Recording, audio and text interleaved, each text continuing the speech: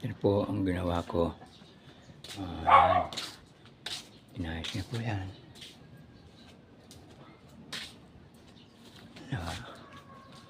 Yan. Pininturan po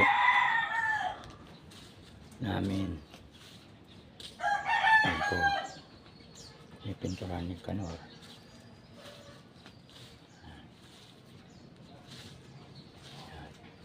Po. Yan, stainless. Pinakintab po yan. Yan. Pininis po, pininturanan po yan.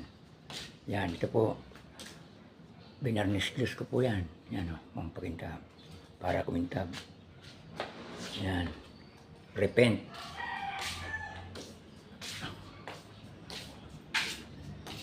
Yan po. At ang likod. Ayan po. Yan po yung tambol na ginawa ko. Binago ko po yan. Tambol. Yan. Stainless. Pinakintab po yan. Yan. Na-repair ko po.